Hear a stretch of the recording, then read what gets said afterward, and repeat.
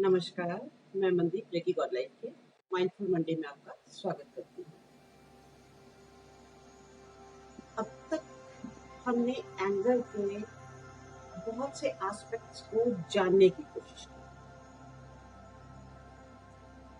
आपने यूट्यूब पर वीडियोस देखे होंगे जिसमें वो कहते हैं कि आपको एक बोनस टिप मिलेगा, please stay with us till the end. तो आज मैं भी आपको एक बोनस टिप दे रही हूँ और इसका नाम मैंने रखा है रस टिप। यानी हमारी जिंदगी में फिर से एंगर के जाने के बाद किस तरह रस आ सकता है, उसकी आज बात करते हैं। ये इस तरह से भी हम कह सकते हैं कि सारी डिटेल एक्सप्लेनेशंस का निचोड़, इसलिए भी इसे रस कहा जा सकता है। जिस तरह सारे फल को जब निचोड़ लेते हैं तो उसका जूस निकलता है, तो इसे भी जूस को रस कहा जाता है। तो इसलिए बोनस टिप की आज बात करते हैं। पर पहले देखते हैं कि गुस्सा आने पर हमें करना क्या चाहिए। मैंने क्विक फिक्स भी बताया, मैंने लॉन्ग टर्म मेथड भी बताया, पर कुछ एक चीजें हैं जिस तरह पहले कहा जाता था कि आप 10 लंबी सांसें लें या 10 तक उल्टी गिनती गिने। हम देखें कि सबसे पहले हम खुद से कुछ सवाल तो पूछ लें, कुछ जाने, कुछ कहें तो खुद को। सबसे पहला सवाल आपका होना चाहिए कि क्या मैं खुद के और औरों के लिए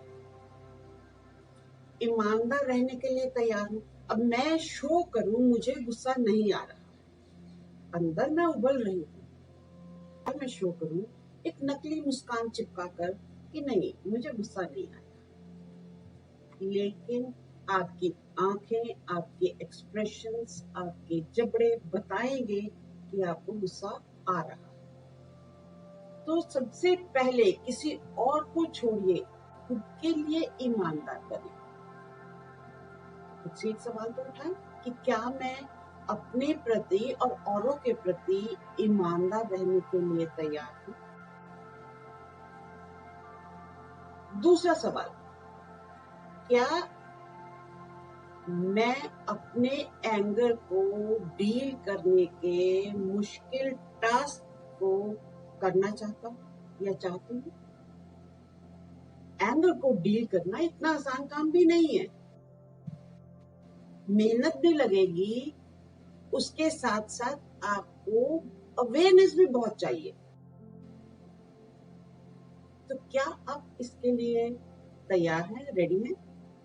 देन आप खुद के प्रति कैसे कंपैशनेट हो सकते हैं, क्योंकि जब तक आप अपने लिए कंपैशनेट नहीं होते, जब तक आप अपने लिए प्यार से नहीं भरते, जब आप अपने लिए सहानुभूति, अपने लिए नर्म दिली नहीं लाते, आप किसी और के लिए कहां से ला पाएंगे। जब जिस बर्तन में खुद पानी ना हो, वो क्या किसी और बर्तन में पानी डाल सकता है। इसके बाद हम चलते हैं कि नेक्स्ट हम सोचे कि सबसे बड़ी चीज, क्या मैं लेट गो करने के लिए तैयार हूं। बन जाती है चीजें पकड़ने की, और आदतें इतनी आसानी से नहीं जाती। तो आप खुद को पहले ये पूछें और ईमानदारी से इसका जवाब दें कि क्या आप लेट गो करने के लिए राजी हैं। तो ये चंद सवाल हमने खुद से किए। अगर इनका जवाब हाँ है तो फिर हम नेक्स्ट चलते हैं, हमारी जो टिप है, रस टिप। इसे फॉलो करेंगे तो हमारी जिंदगी में रस आ जाएगा। रस, आर स्टैंड्स फॉर रिमेंबर, यानी याद रखिए कि आपके विचार क्रोध को, एंगर को पैदा करते हैं, दूसरा इंसान नहीं। तो जैसे ही एंगर आने लगे, अपनी थॉट्स को देखिए, फिर आएगा ए। ए मीन्स आस्क, पूछिए कि क्या मेरा ये जो क्रोध है, जो मेरा एंगर है, ये मुझे हेल्प कर रहा है या मुझे डैमेज कर रहा है। अगर हेल्प कर रहा है तो एंगर कीजिए, और अगर नहीं तो प्लीज फिर लेट गो पे आ जाइए। Then comes S. S means stop, stop being defensive. हम क्या करते हैं कि कोई कुछ बताने लगता है या कुछ कहने लगता है, हम उसकी बात को इतना पर्सनली लेते हैं कि हम बिल्कुल इमीडिएटली डिफेंसिव मोड में आ जाते हैं। So stop being defensive. पहले ही बचाव के लिए बोलना मत शुरू करें, वेट करें, उनकी बात पूरी सुने, उनका पर्सपेक्टिव जाने, वो क्या कहना चाहते हैं और क्यों कहना चाहते हैं, ये दोनों चीजें जाने, उसके बाद अपनी बात रखें। पहले ही फुदक कर कंक्लूजन पे मत चले जाए। और कोई जरूरी नहीं है कि जो कंक्लूजन आप निकाल रहे हैं वो सच हो। Next comes T. टिप की T. Now T is think. सोचे, सोचे कि मैं स्ट्रेस या टेंशन के स्केल पर, जिस तरह आपकी गाड़ी का स्पीडोमीटर होता है, उस तरह आप अपनी बॉडी के स्ट्रेस का, टेंशन का एक मीटर, भले ही वो राउंड हो भले ही वो स्ट्रेट, किसी भी तरह का एक मीटर विजुअलाइज करें और देखें कि इस वक्त मैं उसके स्केल पे 1 to 10 है या 1 to 100 है, तो मैं किस जगह पे। कंट्रोलेबल स्टेज जो होगी वो 30-35 तक होगी। उसके बाद धीरे धीरे आप फ्लेयर अप करना शुरू करेंगे। तो उस फ्लेयर अप करने वाली यानी अनकंट्रोलेबल स्पीड पे जाने से पहले ही ब्रेक्स अप्लाई कर लें। I. I stands for if necessary walk away. अगर जरूरत है, अगर आमने सामने खूब गर्मा गर्मी हो रही है और आपको पता है कि आप भी बहुत जोर से भड़केंगे और दूसरा शख्स भी भड़केगा और हाथापाई तक की नौबत आ सकती है, तो बेहतर है कि आप उस जगह को छोड़ के कुछ देर के लिए वहां से चले जाएं।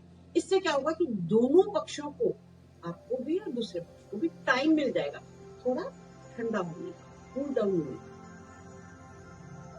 और उसके बाद जब आप बात करेंगे तो वो उबलना बंद हो चुका। Then comes P.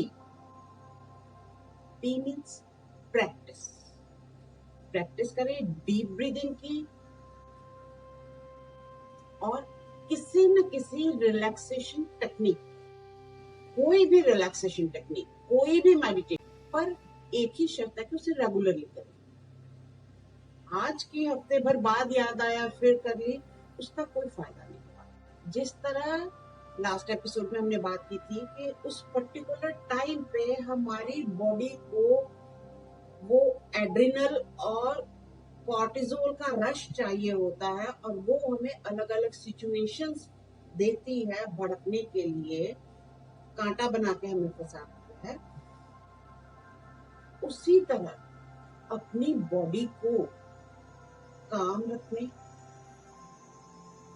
और उसका, हमारे माइंड का जो टेम्परेचर है उसको ज्यादा हाई न जाने देने के लिए डेली कोई एक टेक्निक जरूर प्रैक्टिस करें, क्योंकि वो आपके बॉडी को रिलैक्स करना सिखाती है, आपके माइंड को रिलैक्स करना सिखाती है। कोई भी मेडिटेशन, भले ही वो विपस्सना हो या कोई जो आपको लगता है फ्रैक्शनल रिलैक्सेशन बॉडी की करनी है, वो भी है।